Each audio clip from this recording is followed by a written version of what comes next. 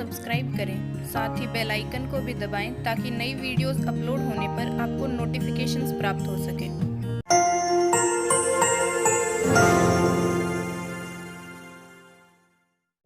प्रश्न नंबर 2, आव्यूह ए दिया गया है जिसमें हमें ए डीजे ए ज्ञात करना है, वर्ग आव्यूह का सैखंडज आव्यूह ज्ञात करना है। इसमें फिर हमें सिद्ध करना है ए डॉट ए डीजे, फिर सारणिक I3 इकाई आव्यूह, फिर ए डीजे और फिर डॉट ए, ये हमें सिद्ध करना है। सबसे पहले हम इसमें ए डीजे ए ज्ञात करेंगे या सैखंडज आव्यूह का वर्ग आव्यूह। अब ये कैसे ज्ञात करते हैं, सबसे पहले वो देख लेते हैं। देखो, हमें वर्ग आव्यूह दिया गया है, हल करते हैं प्रश्न को। तो इसको हम पहले सारणी में चेंज करेंगे। देखो, ए हमें दिया गया है ए 1 3 1 -1 0 0 2 -2 और 3, ठीक है। ये वर्ग आव्यूह था। अब हम इसको इसमें चेंज करेंगे सारणिक में। तो इसका जो सारणिक चेंज होगा वो सारणिक क्या हो जाएगा, ए सारणिक में चेंज कर देते हैं इसको, क्या होगा, हल नहीं कर रहे, सारणिक में चेंज कर रहे हैं इसको, ठीक है। डेल्टा से लिख सकते हैं हम चाहें तो, ठीक है। डेल्टा या आप इसे लिख दो, कोई बात नहीं, सारणिक को डेल्टा इसे लिख दो। सारणिक चरण पास चेंज कर दिया, 1 3 1 -1 0 0 2 -2 और 1, ये आ गया इस पे। नहीं, सारणिक का फिर चिन्ह लगा देंगे, फिर अपना सारणिक का मान ज्ञात करना पड़ेगा, इसलिए चिन्ह लगा रहा अभी। सारणिक का मान ज्ञात कर देंगे तो अब हम यहाँ लिखेंगे इस सारणिक के बजाय हम इसको मान ज्ञात करके लिख देंगे, वो ज्यादा बेटर रहेगा। चलो सारणिक मान रहे, कोई टेंशन नहीं। बाकी हम सारणी में अधिकतर ऐसे लिखते हैं, सारणी को हल कर लेते हैं ना तब ये लिखते हैं, आप ऐसे लिख लो, कोई दिक्कत नहीं है, ठीक है। प्रॉब्लम है किसी को नहीं है। अब देखो, हमें क्या ज्ञात करना है, इन सब के सैखंडज ज्ञात करना है। तो सैखंडज कैसे ज्ञात करते हैं, प्रश्न नंबर 4 में सिखाया था, मैं फिर से कह देता हूं सैखंडज कैसे ज्ञात करते हैं। क्योंकि जो पहला अवयव है ए, तो ये किसका अवयव, इसको लिखेंगे ए 1 1, पहली पंक्ति पहला स्तंभ का अवयव पहला 1 है, तो इसका सैखंडज ज्ञात कर रहे हैं, 1 का सैखंडज। और सैखंडज किसे लिखते हैं, f से, या लिखेंगे f 1 1, लिख दिया। और इसके लिए सूत्र बताया तुम्हें, -1 की घात i प्लस j, और इसके बाद में उपसारणी, उपसारणी, ठीक है। ये था उपसारणी, जिसकी भी हम याद कर रहे हैं उसकी उपसारणी। तो हम देखो इसको हल करते हैं, तो हमारे पास f क्या आएगा, f 1 1, ठीक, बराबर -1 की घात i प्लस j, i का मतलब है 1 और 1, तो 1 प्लस 1 लिख दिया। अब उपसारणिक, देखो उपसारणिक लिखते हैं, किसके उपसारणिक लिखेंगे, इस 1 की उपसारणिक लिखेंगे। तो इस 1 की उपसारणिक में कौन कौन से अवयव आएंगे, अवयव आएंगे 0 0 -2 3, भाई 0 आएगा, पर पहले लिखे सही, एक बार हमारे पास सही 0 आएगा, लिखे तो सही पहले। देखो यहाँ 1 और 1 2 हो जाएगा, और यहाँ -1 घात 2 प्लस का 1 आएगा, और इसको हल करने पर क्या आएगा 0। देखो इसको आगे हल करें तो हमारे पास क्या आ जाएगा, यहाँ से आगे ये तो 1 आ गया, और इसको गुणा किया 0, और इसको गुणा किया तभी 0, तो 0, तो इसका मान कितना आ गया 0। तो पहला अवयव हमारे पास आ गया f 1 1 बराबर 0। अब दूसरा अवयव लेते हैं यहाँ से, माइनस, देखो दूसरा क्या आएगा, पहली पंक्ति दूसरा स्तंभ बराबर -1, हम -1 सारणी ज्ञात कर रहे हैं का सैखंडज, सैखंडज, देखो सैखंडज क्या होगा, f 1 1 2, f 1 2। अब देखो इसका मान देखो, 1 2 के बाद में या -1 आएगा, इस घात कितनी लिखेंगे 1 प्लस 2। अब इसकी उपसारणी देखो क्या आएगी, सभी की उपसारणी देखो, इस अवयव की, इस अवयव को उपसारणी क्या कितना था, 1 था ना, 1 है ना यहाँ, तो हमारे पास क्या आएगा, ये लाइन लिख सकते हैं, लिखेंगे कितना आएगा 3 1 -2 3, ये आ गया। देखो इसको आगे हल करते हैं, तो यहाँ इसकी घात कितनी है, 1 प्लस 2 3, और -1 घात 3 कितना होगा, -1, तो -1 तो यहाँ आ गया। इसको हल करने पर -1 आया, इनको हल करो, इन दोनों को करो, कितना आ गया 9, और माइनस माइनस यहाँ से पहले माइनस आएगा, फिर एक माइनस और आएगा, तो क्या आएगा प्लस के 2। तो अब ये कितना हो गया, 9 2 11 बराबर -11। समझ में आया? अब फिर दूसरा क्या करते हैं, ए पहली पंक्ति तीसरा स्तंभ, पहली पंक्ति से स्तंभ क्या है 2, ये तो है, यहाँ पे पास है 1 या -1 ये 2। तो अब इसकी देखो का सैखंडज, तो इसका सैखंडज क्या होगा, f 1 3 बराबर -1 की घात, -1 की घात कितनी आएगी, 1 प्लस 3, ये तो आएगा। अब 1 + 3, इसके बाद में इसकी सारणी ज्ञात करो। देखो यहाँ से भाई, अब इसमें सारणी ये नहीं लिखेंगे, कितना आएगा 3 1 0 0 आएगा कि नहीं। और अब इसको देखो आप क्या लिख दोगे, -1 की घात 4। और अब किसी माइनस संख्या की घात अगर सम में हो, घात सम हो, तो किससे कितना आएगा, प्लस किसी ना आएगा, तो m प्लस का 1 आएगा। और गुणा में 0, तो इसको गुणा के 0, इसको गुणा के समान कितना आ गया 0 आ गया। तो अब देखो हमने इसको किस सापेक्ष हल कर लिया, r1 के सापेक्ष तो हल कर लिया, ये तीनों मान अपने पास r1 क्या है। अब इसी प्रकार आपको r2 और r3 के सापेक्ष हल करके सारे मान ज्ञात करने। हमने सिर्फ r1 ही हल किया है, तो अपने पास जो मान आएंगे 3 क्रम का है, तो सभी मान ज्ञात करने। तो मैंने सिर्फ r1 हल करवा दिया, r2 और r3 तुम हल करके बताओ मान क्या आते हैं।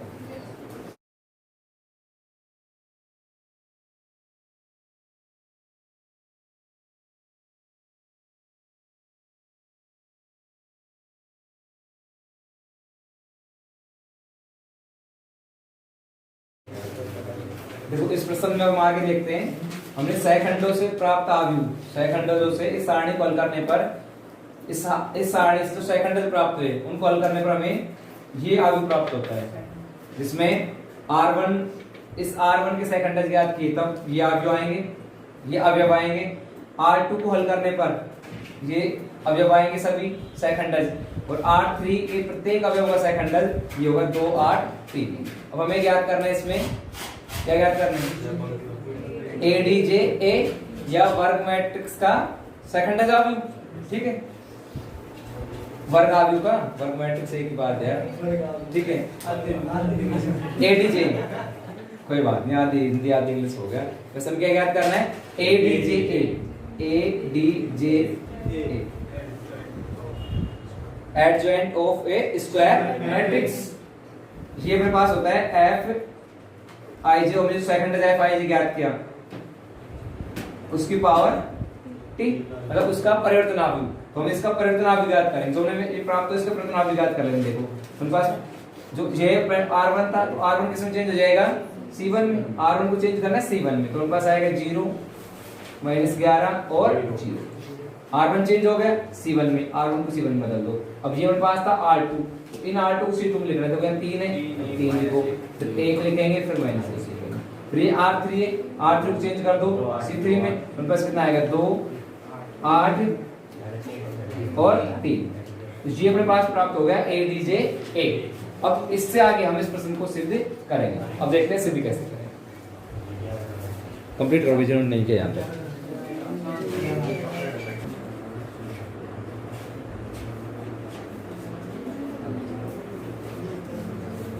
इस प्रश्न में हमने ADJA ज्ञात कर लिया, अब ये सिद्ध करना है। देखो इसमें 3 पक्ष है, पहला दूसरा तीसरा, तो या तो हम इसको LHS फर्स्ट सेकंड थर्ड ले सकते हैं, या फर्स्ट सेकंड थर्ड पार्ट लेके इसको हम हल कर सकते हैं। देखो हम फर्स्ट पार्ट लेते हैं इसका, जो फर्स्ट पार्ट है वो हमारे पास है A, ठीक है। फिर इसके बाद है ADJA, ये तो हमें दोनों आव्यूह को गुणा करना है। अरे एक बार बोलना बंद करो, फिर तुम अपने आप कर लो। सब सारे होशियार हो रहे हैं, एक भी बोर्ड नहीं देख रहा। सब लिखना बंद करो, सब बोर्ड देखेंगे, करके बोर्ड देखो, सब बोर्ड देखो। तुम बातों लगे हुए हैं टाइम पास करना, वैसे ये तुम्हें जो आता है तो क्यों समय खराब कर रहा हो मेरे। बोर्ड देख दो सभी। फर्स्ट पार्ट एंड 3 भाग है इसमें, तो हम पहले फर्स्ट पार्ट लेते हैं इसका, इसको हल करेंगे। तो ADJA आ गया, तो A क्या है इसका, देखो A आव्यूह में दे रखा था, तो ये आएगा 1 3 1 -1 0 0 2 -2 3। ये पहला आव्यूह है। इस बार दूसरा भी हम इसका ADJ आव्यूह लेंगे, यहाँ से तो हमने भी ज्ञात किया था वो आव्यूह लेंगे। ये आव्यूह आ गया 0 -11 0 3 1 -1 2 8 3। अब इन दोनों आव्यूह को हम गुणा करेंगे। तो गुणा हम पहले प्रश्नावली नंबर 3 में देख चुके, आव्यूह को गुणा कैसे करते हैं। पहले इसका जो R1 है, ये R1 इसको C1 से गुणा करेंगे, R1 को C1 से, फिर C2 से, उसके बाद C3 से। ये गुणा का नियम है, तो देखो हम पहले गुणा करते हैं। यहाँ से पहला जो नियम है उस अनुसार इस 1 को गुणा करेंगे 0 से, 0 आ गया। फिर इस -1 को गुणा करेंगे इससे -11 से, ये 1 ऐसे गुणा होगा, इधर इधर आएगा नीचे की तरफ, तो माइनस 1 गुना होगा माइनस 11 से, प्लस के 11 आ गए। इसके बाद इस 2 को गुना करोगे आप 0 से, फिर 0 आ गया। ये गुना करके लिख दिया हमने R1C1। अब यहाँ लिखना है आपको R1C2। R1 को किससे गुना करना है? C2 से। ये C2 है। इस 1 को गुना करेंगे 3 से, तो पास आएगा 3। इसके बाद माइनस 1 को गुना करेंगे इससे, माइनस 1, फिर 2 को गुना करना है इससे, माइनस 2। ये आ गया। अब यहाँ लिखना है आपको R1 और C3। इस 1 को गुना करेंगे 2 से, 2 आ गया। इसका माइनस 1 को गुना करेंगे 8 से, माइनस 8, और इस 2 को गुना करेंगे इससे, प्लस। ये गुना करने पर यहाँ आ गया। अब दूसरे नंबर पे आते हैं हम। यहाँ जो लाइन लिखेंगे वो कौन सी आएगी? R2C1। देखो ये अपने पास ये गुना कर चुके हम। अब इस लाइन का नंबर है ये R2। ठीक है, अब इसको गुना करते हैं। इस 3 को गुना करेंगे 0 से, 0 आएगा। इसके बाद में इस 0 को गुना करो 11 से, प्लस 0 आ गया। और इस माइनस 2 गुना करेंगे, फिर बाद में लास्ट में क्या आ गया? 0। तो ये R2C1 हो गया। अब यहाँ क्या आएगा? R2C2। देखो R2 इसको गुना किया 3 गुना 3 कितना हो गए? 9। फिर 0 गुना करेंगे 1 से, प्लस 0। ठीक है, माइनस 2 गुना करेंगे तो प्लस के 2। ठीक है, यहाँ आएगा R2C3। 3 को गुना करना है इससे, 2 से 6 आ गया। 0 गुना करोगे 8 से, 0 आ गया। और माइनस 2 गुना करेंगे तो माइनस के 6 आ गया। अब लास्ट में हम गुना करके लिखेंगे R3 को। ये लास्ट आ गया R3। अब इस R3 को गुना करना हमें इन तीनों से। तो यहाँ तो आएगा R3C1 गुना करते हैं। देखो इस 1 को गुना करेंगे कितना आएगा? 0। इसके बाद में इस 1 को गुना किया इस 0 से, इस 1 गुना करेंगे 0 से कितना आएगा? 0। फिर 0 गुना करेंगे 11 से, 0 आ गया। इसके बाद में फिर 3 गुना करेंगे 0 से, फिर 0 आ गया। इसी प्रकार 1 को गुना करेंगे 3 से, 3 आ गया। 0 गुना किया 1 से, प्लस 0, और 3 गुना करेंगे तो माइनस। फिर आगे गुना करते हैं। 1 को गुना करना है 2 से, 2। फिर 0 गुना करना 8 से, 0, और 3 गुना करना है 3 से, प्लस। ये आ गया। अब इन सबको हल कर लेते हैं। कौन पास से आता है? 11 0 0, यहाँ आता है 0 11 0, यहाँ भी 0 आया, 0 11। ठीक है, अब ये क्या है? आव्यूह है। इकाई आव्यूह काम बोलेंगे इसको। अब जो आव्यूह है, तुम आव्यूह में से कॉमन ले सकते हैं। तो हम यहाँ से 11 कॉमन लेंगे। देखो सारणी में से तो एक एक में आव्यूह और सारणी में अंतर है, दोनों में कॉमन लेंगे। सारणी में तो हम R1 R2 R3 से अलग अलग कॉमन लेते हैं। इसी प्रकार C1 C2 C3 से अलग लेते हैं, और आव्यूह में एक साथ कॉमन लेते हैं। तो हम इसमें से 11 कॉमन ले रहे हैं। आव्यूह है, 11 कॉमन लेंगे तो उनके पास क्या आएगा? क्या आएगा? कितना आएगा? 1 0 0, फिर 0 1 0, फिर क्या आएगा? 0 0 1। और इसको हम बोलते हैं इकाई आव्यूह। इकाई आव्यूह, तो इसको हम I3 से लिख सकते हैं। तो उनके पास आ गया 11 I3। ये आ गया 11 I3। ठीक है, अब इसका हम सेकंड भाग हल करेंगे। सेकंड भाग में रखा है सारणी I3। तो देखो इसमें सारणी हल करनी पड़ेगी। सारणी में हमने हल नहीं किया है, तो हम चाहें तो इसको समीकरण 1 दे सकते हैं। समीकरण 1 में हमने हल किया, जैसे यहाँ A कितना आ गया? 11 I3।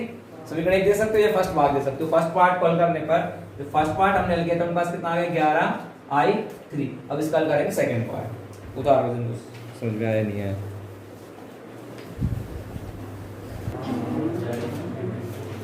देखो अब देखते हैं इसका सेकंड पार्ट। सेकंड पार्ट में रखा है सारणी I3।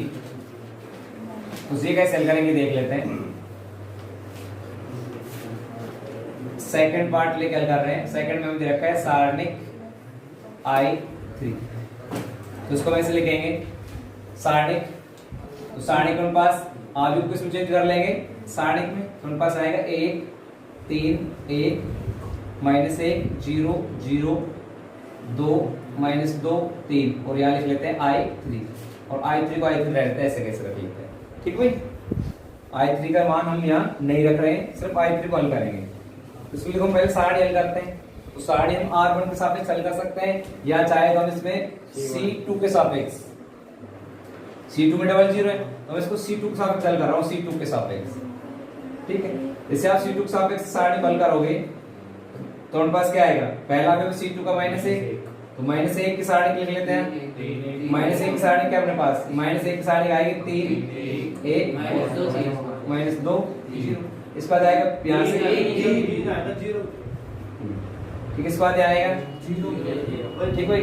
अब यहाँ प्लस रखो या माइनस रखो, कोई प्रभाव पड़ने वाला नहीं। प्लस का तो प्लस 0 कर दो या -0 कर दो, उसको कोई प्रभाव नहीं पड़ेगा ठीक भाई।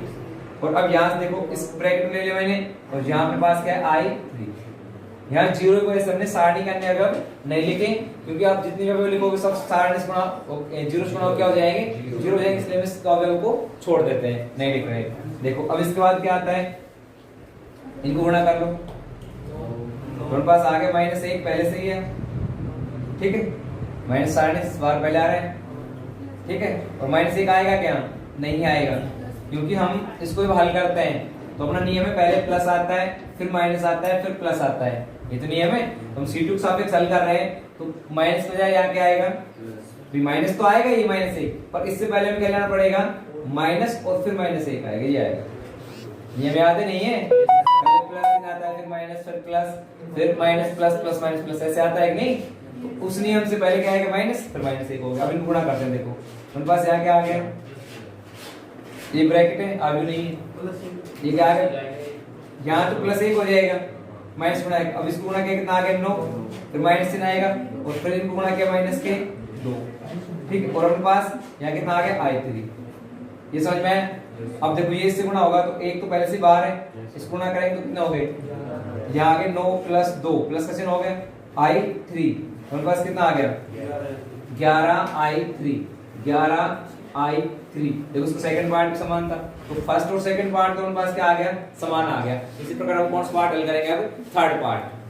इसको पहले वाला कैसे उल्टा है ना यार,